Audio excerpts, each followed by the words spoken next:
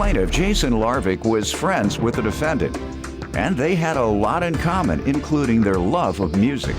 Jason claims they often partied together, but Jason's suing him today for parking tickets and an impound fee.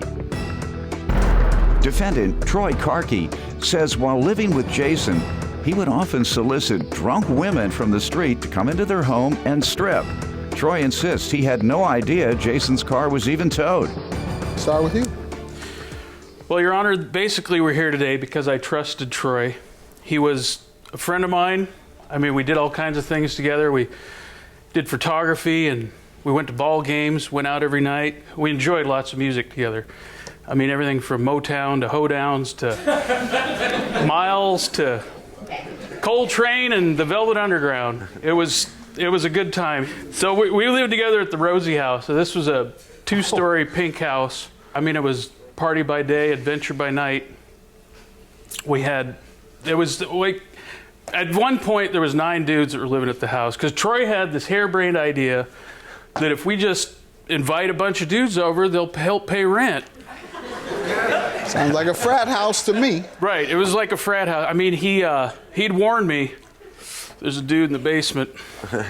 And then I'd go down there and there's a shanty built in the middle of the basement. One guy's living in the cupboards. So, I mean, it was a good time.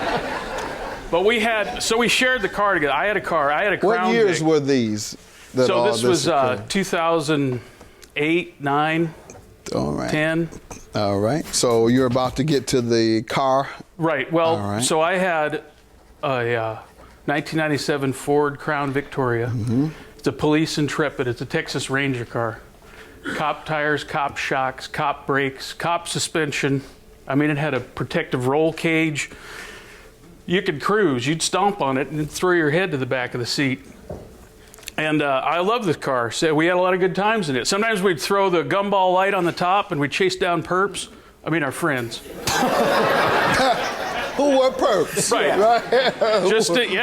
We just needed to keep things in order. So we had a good time. And the car was... Where'd you buy the police car? Auction? Yeah, I got it from a friend of mine. He got it in Texas from an auction. Mm-hmm. And then he sold it to me. Okay. And it was a solid machine. So I had to move out. It was May of 2011. And I moved out of the house. I wanted to step things up. And he needed the car for his work. Okay, before we get to the specifics of the car and the tickets, let me allow him to give some background, sir. All righty, thank you, sir. So like Jason said, we were pretty tight. We hung out all over the Seattle music scene, watched Seahawks all the time, that kind of thing. And the Rosie house that he's talking about is all of that and more. Yeah, there were some points where Jason was soliciting drunk women down the sidewalk there to come in and do strip teases so we can do a photo shoot at night. So that got pretty interesting. You ought to try and take advantage of those. Yeah. Well, he was a photographer. Go ahead, though. So anyways, yeah, Jason was just, he was a good friend. He was a pretty goofy dude. I mean, this guy, he had this big beard that was like way out to here, and he decided it was a good idea. I'm going to put some highlights at the end of the mustache. I'm going to put some highlights on the end of the beard. And basically, he looked like just like a metrosexual caveman or a Bigfoot with highlights, if you will. Okay. He's changed a lot. Let me get to the parking tickets he's suing you for, sir. You're suing him for what parking ticket? This is the Vic here. Let's see it. You all were like my security guard, Kevin Dokes. When we were kids, he goes all the way back with me. I like all the guys I grew up with to be with me. He was the square guy. He'd go to the auction and get a police car. He's like 16. Yeah. We'd be doing everything known to man, and he would have nerve to pull people over. He would pull people over. He'd show us, like, get out and go to license and registration. He was under 16, and he had a lot of nerve because we're sitting in this car doing everything. He wasn't. He's playing police. So ultimately, he became a deputy sheriff and is now my personal security. Oh, that's great. So he's still stopping people. Sir, that's it? That's it. All right. Tell me about the tickets and how he owes. The tickets started to pile up in June of 2012. And then I had sent him some emails.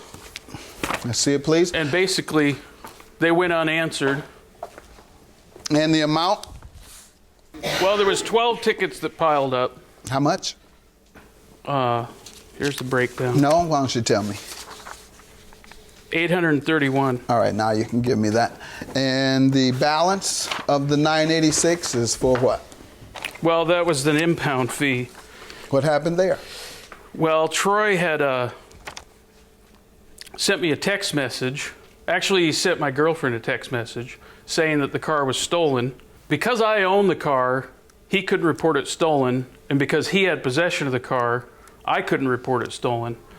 So we had emails went back and forth over the location of the car, and they did an investigation, and it turns out it wasn't stolen.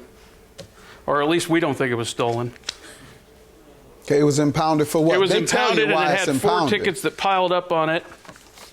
Here's the No, here's the tell me. You location. like to handle stuff before telling me. He doesn't work for you. So, once again, the impound was So for the what? impound was for tickets that had piled up. He basically abandoned it, as Good far as enough. I can tell. Sir, what do you want to tell me about the tickets that were written and the impound fee? I can take credit for some of those tickets before this impound situation that he's referring to. I had no idea that the car was impounded. All right, but you found out. As far as I was concerned, the car was stolen, and I didn't hear All about right, it. but you found out. Yeah, about a month and a half or so ago, I found out that it was and impounded. what did they say it was impounded for? The reason? I would assume because it's parked near downtown Seattle, and after it's there for so long. You weren't told that it had tickets on it. No, I was not. This is your first time This is the hearing first time it? hearing that. You had no idea you had tickets on the car at all? Yeah, this is a two-part situation. Sir, here. did you have any idea that you ever had any tickets Yes, on sir. the car? Yes, sir. Did you pay the tickets? No, I contacted. That's what happens. When you don't pay tickets, they impound it. The car was impounded because of the tickets. Judgment for the plaintiff, $986. Have a good day. I want to find out what happened to the car. He says it was stolen and he just abandoned it. He just left it Vic. Apparently, there was another roommate that had one of Jason's keys that moved the car while I was out this evening, and I thought that when I reported the car stolen. So. Oh, I see. I never heard. Yeah. You never said anything. You never wrote me any emails, never called.